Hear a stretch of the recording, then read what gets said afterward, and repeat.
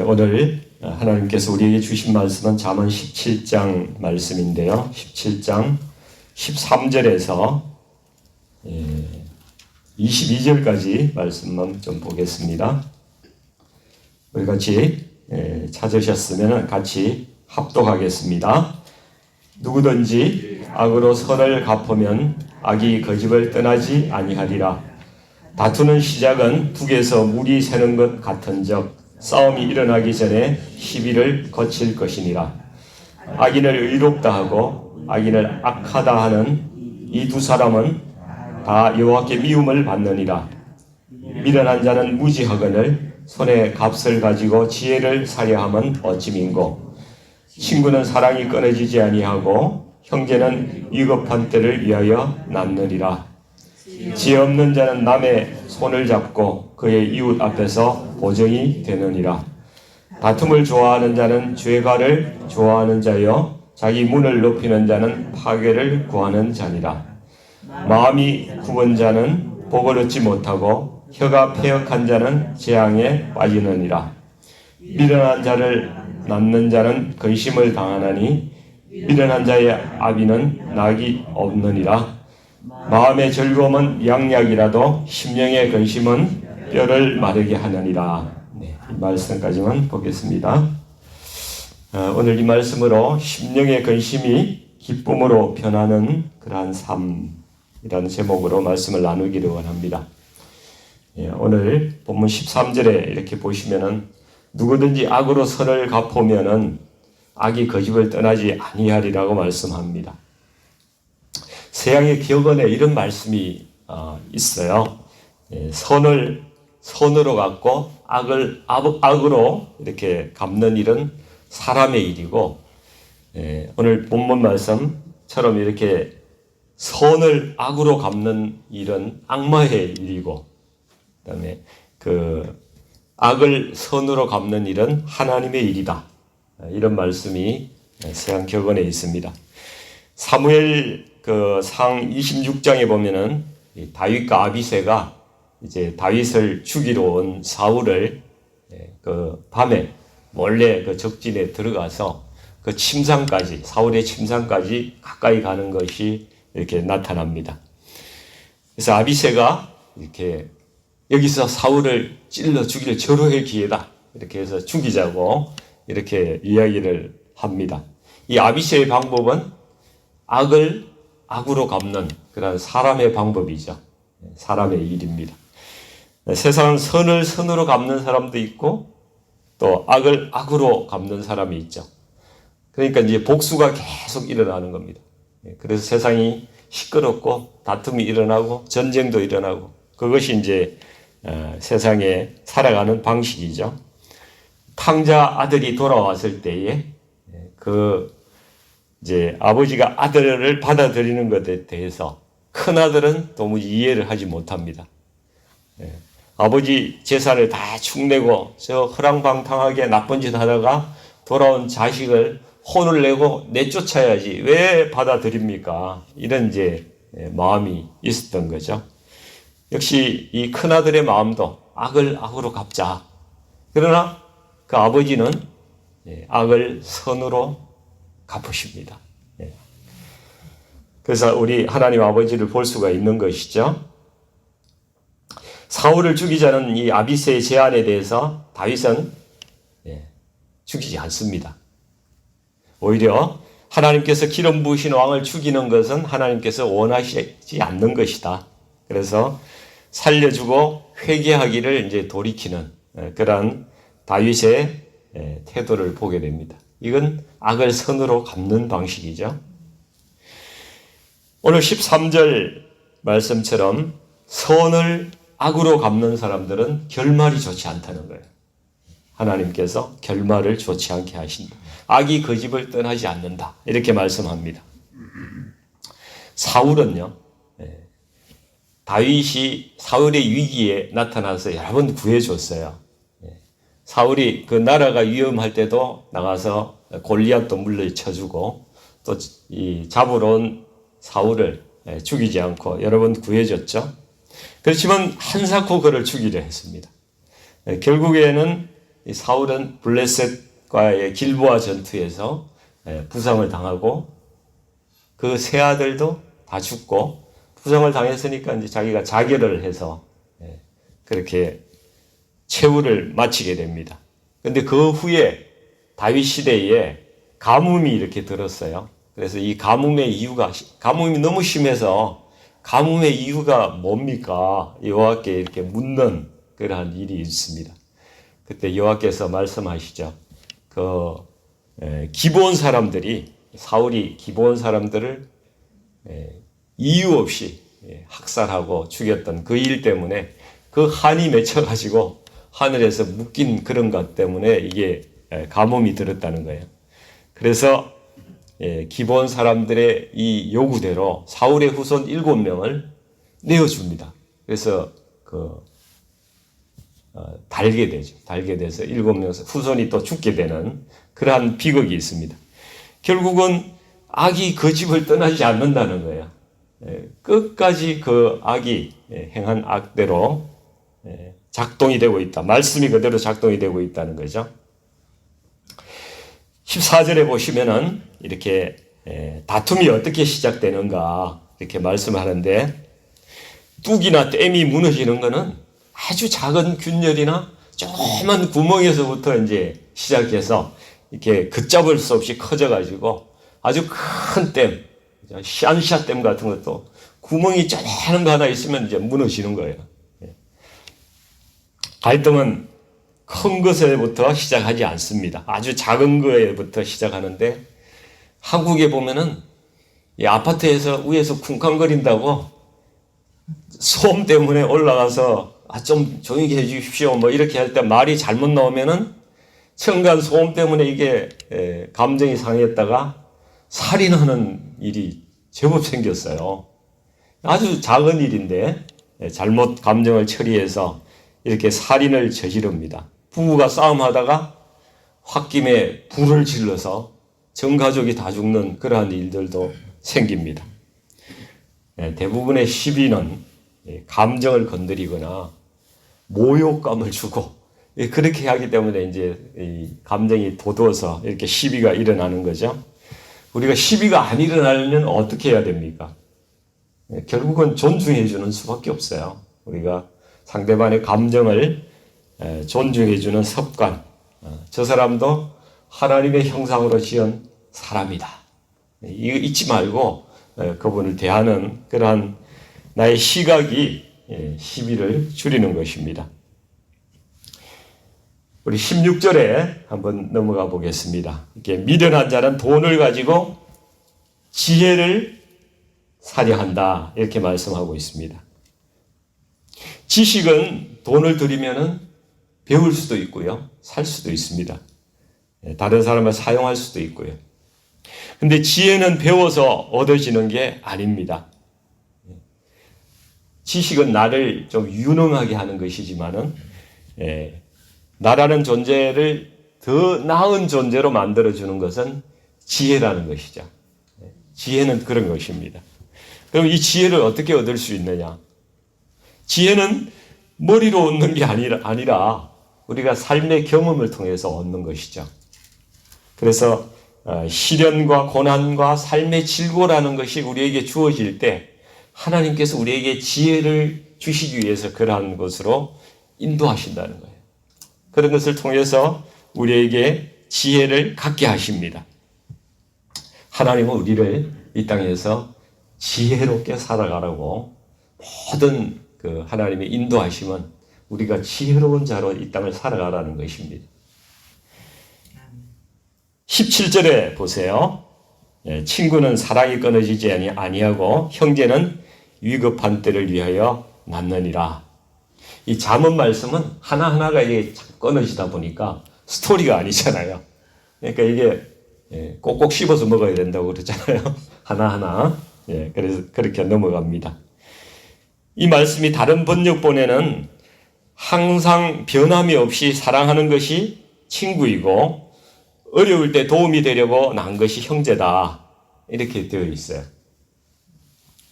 이것은 우리 그리스도인들이 이웃과 형제들에 대해서 어떤 모습으로 살아가야 하는가, 이걸 잘 알려주는 교훈인데요. 이 변함이 없다는 것은 상황이나 뭐 어떤 거에 따라서 내 태도가 변하지 않고 좌지우지 하지 않아야 된다는 것이죠. 우리는 뭐 사실 상대가 어떻게 나오느냐에 따라서 나의 태도를 결정하잖아요. 나한테 잘해주는 사람은 잘해주고, 못해주면은 나의 그 우호적인 태도를 접어버리잖아요. 우리 태도인데 주님은 그렇게 하지 아니하시고 끝까지 사랑하는 모습을 보여주신다는 것이죠. 요한복음 15장 13절에 주님께서 이렇게 말씀하세요. 사람이 친구를 위하여 자기 목숨을 버리면은 이보다 더 큰 사랑이 없다. 이렇게 말씀합니다. 그리고 정말 자기 친구들을 위하여 주님은 자기 목숨을 내어주셨어요. 말씀대로 하셨습니다. 그래서 우리가 어떻게 살아가야 하는가 그것을 보여주신 것이죠. 우리 육신의 피를 나눈 형제뿐만 아니라, 그죠? 우리 그리스도 안에서 새로운 가족된 우리 형제 자매. 주님은 그리스도 안에서 형제 자매, 우리는 형제 자매 되었다고 그렇게 분명히 말씀하고 있습니다. 이걸 다 포함해서 우리 주님께서 말씀하시는 거예요. 그래서 신자는 이웃과 형제들을 변함없이 사랑해야 되는 것입니다.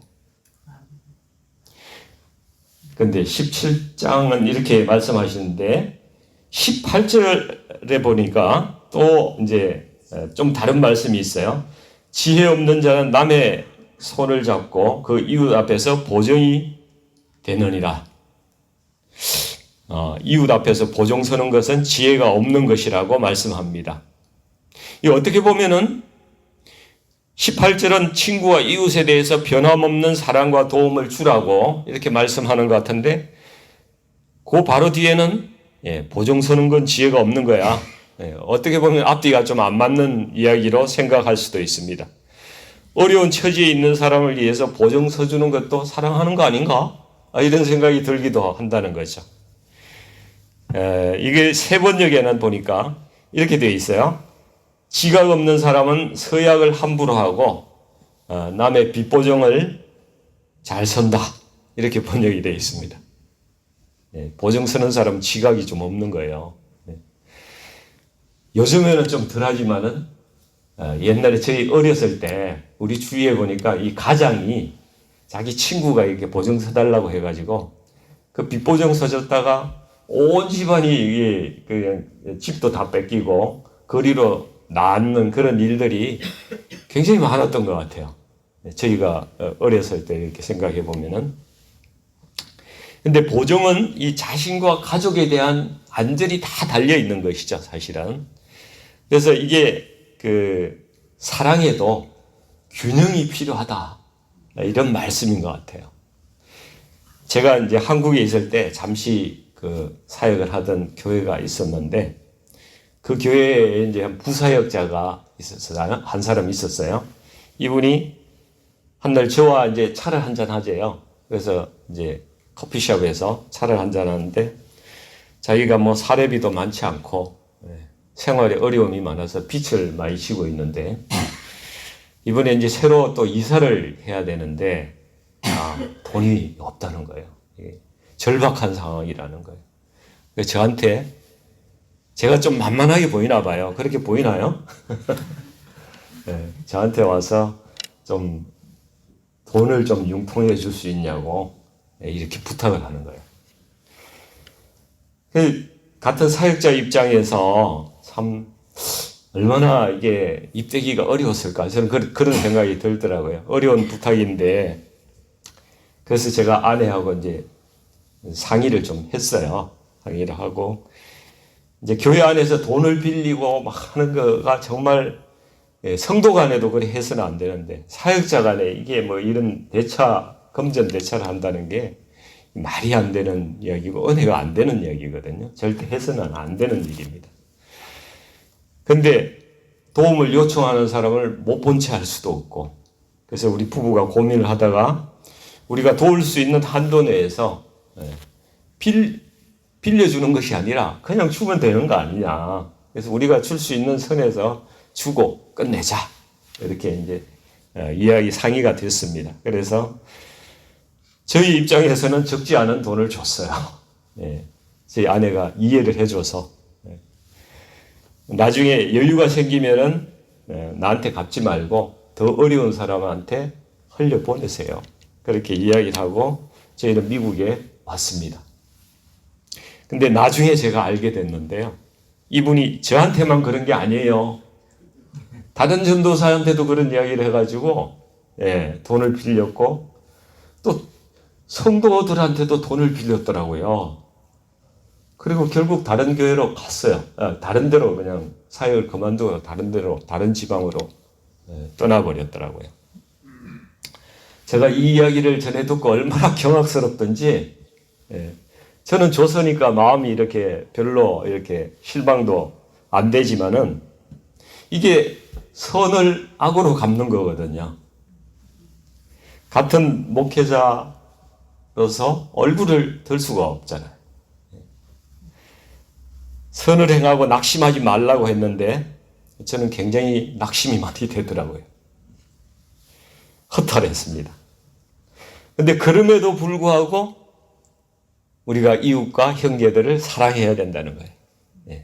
사랑해야 한다. 그러나 그것을 균형 있고 지혜롭게 해야 되지, 보정을 선다든지 자기가 감당하지도 못할 그런 일을 이렇게 하는 것은 미련한 짓이라는 거예요. 하나님 말씀이. 그래서 잠언 17절 18절에 이렇게 나란히 두 말씀을 주시는데 이건 우리가 삶의 균형을 잘 짓고 잘 형제를 사랑하되 삶의 균형을 잘 잡아서 살아라. 네가 감당하지 못한 일도 하지 그렇게 무모하게 살지 말아라. 이런 말씀을 하시는 것이라고 생각이 듭니다. 우리 19절로 좀 넘어가겠습니다. 다툼을 좋아하는 사람은 죄의 과를 좋아하는 자요. 자기 문을 높이는 자는 파괴를 구하는 자라 말씀합니다. 이 죄과라는 말은 히브리어로 페시아라고 그러는데 죄를 이야기하고 또 반역이라는 뜻도 가지고 있습니다. 이 화를 잘 내고 남과 잘 다투는 사람은요, 다툼을 좋아하는 사람은 자기 속에 평화가 없어요. 자기 마음에 평화가 없으니까 겉으로 자꾸 이렇게 싸움이 돼요. 다른 사람하고 이야기하다 보면은 감정이 표출이 되는 겁니다. 이분들은 또 특히 자기 상처가 많은 사람들이에요. 잘 싸우는 사람은 상처가 많기 때문에 그렇다. 그래서 좀 불쌍히 여기고 또 긍휼히 여길 필요가 있습니다. 이 다른 사람과 다투는 것은 이 페시아, 결국 죄를 짓는 것이고 또 하나님께 반역하는 일이다. 이런 이야기가 되는 거예요. 그래서 이게 자꾸 하나님과의 사이가 다른 사람과 싸우게 되면은 하나님과의 사이도 자꾸 벌어지게 되는 것입니다. 우리가 이것을 좀 이해를 해야 되고요. 자기 문을 높인다는 것은 어떤 사람들이 자기 대문을 막 높여요. 서울에 가면 성북동 같은 데 가면요. 담이 엄청 높아요. 거기 부자가 살아요. 가져갈 게 많아요. 그러니까 담을 높이 쌓습니다. 우리 집에 가져갈 게 많아. 이걸 광고하는 거예요. 강도가 그 문을 부수고 들어가는 거죠. 또 문을 높인다는 것은 자기 과시를 하는 것을 말하기도 합니다. 그래서 외화 내빈이라고 그러잖아요. 밖에는 막 이렇게 그럴듯하게 자기를 포장하는데 안에는 이렇게 자기 안에 비어 있는 거예요. 텅 비어 있는 거예요. 정말 자기 속이 든든한 사람은 이렇게 자기를 밖으로 그렇게 많이 포장하거나 높이 쌓거나 그렇게 하지 않는다는 거죠. 명품은 굳이 명품을 입을 필요가 없는 거예요. 그래서 제가 명품을 사줄 능력이 없을 때는 이 말을 사용하면 돼요. 당신이 명품인데 뭐 명품이 필요해. 그럼 넘어가잖아요. 네, 20절에 마음이 굽은 자는 복을 얻지 못한다 말씀이 있습니다. 이 마음이 어디로 굽어요? 마음이 어디로 굽습니까? 자기 안으로 굽어져 있는 거예요. 자기 중심적이라는 말씀입니다. 그러니까 제가 설교할 때 여러 번 강조하는 내용이지만은 주님을 만난 사람은요, 자기 중심적인 사고에서 벗어나는 사람이 주님을 정말 만난 사람이에요. 계속 자기 안으로만 자기 생각만 하고 자기 관점에서 살아가는 사람은 정말 주님을 제대로 만나지 않은 사람이에요. 믿음이 깊어진다는 것은 자기 중심에서 점점 벗어나서 다른 사람의 마음을 이해하게 되고 더 나아가서 하나님의 마음, 하나님의 관점에서 자기 인생을 해석하고 자기 삶을 살아갈 수 있는 그러한 사람이 믿음이 깊은 사람이라는 것이죠. 오늘 제가 22절 말씀을 좀 살펴보고 오늘 설교를 좀 마무리하려고 하는데요. 22절 말씀은 같이 한번 읽어보겠습니다.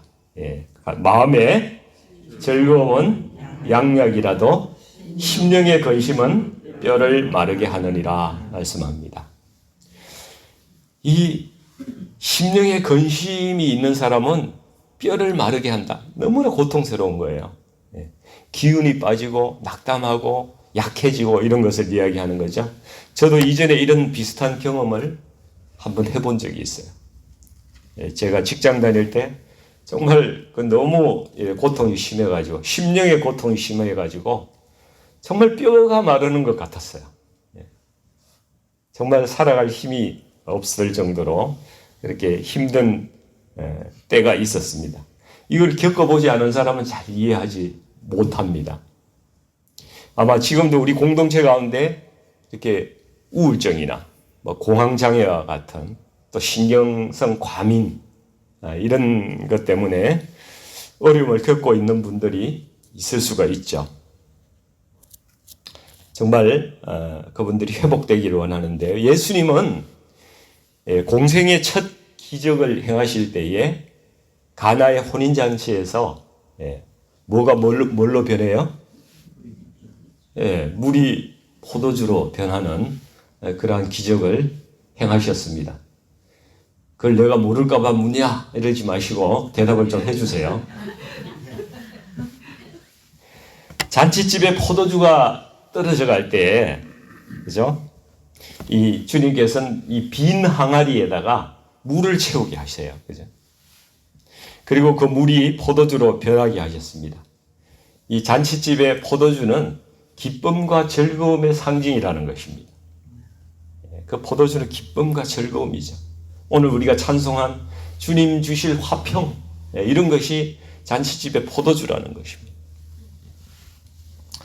살다 보면은 우리 마음에도 포도주가 이렇게 떨어져 있듯이 그럴 때가 있잖아요. 세상에서 누리던 그 기쁨과 즐거움이 바닥이 날 때가 있습니다. 돈도 떨어질 때도 있고 내 몸이 아플 때도 있고 내 마음에 기쁨이 없어질 때가 있다는 것이죠. 우리 중년의 여성들은 열심히 이제 헌신하면서 살다 보니까 어느 날 거울을 보니까 얼굴에 주름은 자글자글하고 내 그 예쁘던 몸매는 다 무너지고 배도 좀 나오고, 야, 이 남편도 예전만 못하고 자식도 나를 살갑게 대하는 게 아니라 지 멋대로 살려고 그러고 그냥 공허감이 밀려올 그럴 때가 있다고 여러분들이 이야기를 하시더라고요.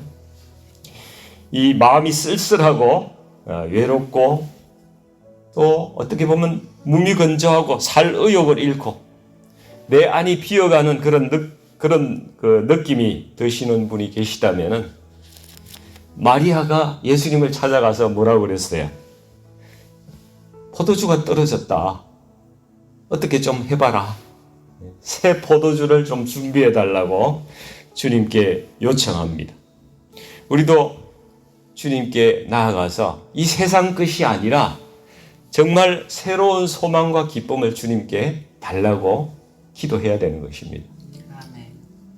그래서 주께서 우리의 심령에 물을 붓듯이 그 빈 항아리에 물을 채우듯이 우리의 심령, 빈 심령에 그렇게 성령을 물붓듯이 부어주시면은 그 심령의 새 포도주와 같은, 물이 변해서 새 포도주가 되는 그러한 완전한 변화가, 완전히 새로운 변화가 일어날 수 있다는 것입니다.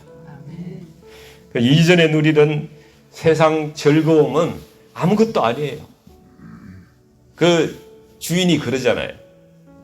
이전 그하고는 비교될 수 없이 새로운 맛있는 포도주구나, 이렇게 이야기를 하지 않습니까? 그러한 맛을 우리가 봐야 된다는 것입니다. 세상 즐거움과는 차원이 다른 그런 소망, 그렇죠? 눈물 겹고 눈이 부시도록 아름다운 그 주님의 세계를 우리는 경험해야 됩니다. 주님을 만난 경험과 구원의 경험이 바로 그런 기쁨이에요. 우리는 한 사람도 빠짐없이 이 주님의 새 포도주를 맛보아야 됩니다. 예수 그리스도를 떠나서는 인생의 참된 기쁨이 없습니다. 어디에서도 찾을 수 없어요. 예수님께서는 이전의 포도주보다 훨씬 맛있고 더 좋은 포도주를 예비하십니다. 우리의 기쁨, 즐거움, 마음의 평안, 주님께서 가져다 주십니다. 사람이 이 땅에서 무엇을 가지고 살든지 간에, 무엇을 누리고 살든지 간에, 어떤 지위에 있든지 간에 주님을 만나지 못한 삶은요, 여전히 비어있는 빈 항아리예요. 우리는 빈 항아리들입니다. 정말 예수님으로 인해서 우리 성도님들의 삶이 참되고 영원한 기쁨과 즐거움이 넘치는 그 포도주와 같은, 그 잔치에서 누리는 축제와 같은 그 기쁨이 우리 성도님들에게 다 임하실 수 있기를 주님의 이름으로 축원드립니다. 같이 기도하시겠습니다.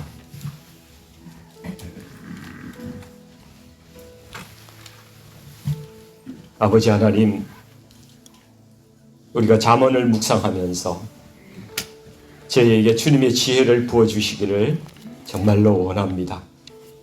성령께서 저희들 인도하시는 그 삶을 살아가기를 원합니다. 우리가 하나님을 사랑하고 또 이웃을 사랑하는 그러한 삶을 살아가는 동시에 우리의 삶이 또 균형 있게 지혜롭게 살 수 있는 그러한 마음을 저희에게 허락해 주시옵소서. 주님의 지혜를 통해서 저희가 영육간에 건강한 함을 누리며 이 땅을 살아가기를 원합니다.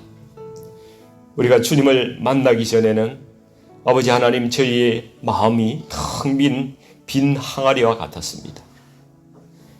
주님의 성령으로 저희 이 빈 항아리와 같은 저희 심령을 채워주시고, 아버지 이전에 누리지 못한 그러한 기쁨과 영생과 부활의 소망을, 아버지 하나님 그 큰 기쁨을 우리에게 가득 부어주셔서 아버지 주님 바라보고 하나님 이 좋은 생명을 누리며 살게 하여 주시옵소서.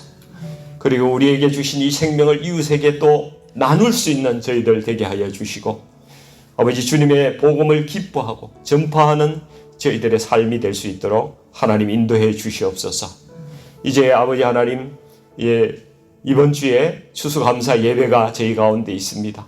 아버지 이 예배를 통해서 아버지 믿지 않는 영혼들이 빈 항아리와 같은 심령을 가지고 온다 할지라도 그 가운데 물붓듯이 성령을 부어주셔서 아버지 하나님 삶의 기쁨이 무엇인지 알고 아버지 하나님 회복하고 하나님 구원의 소망으로 돌아갈 수 있는 큰 잔치가 우리 가운데 일어날 수 있도록 하나님 역사해 주시옵소서.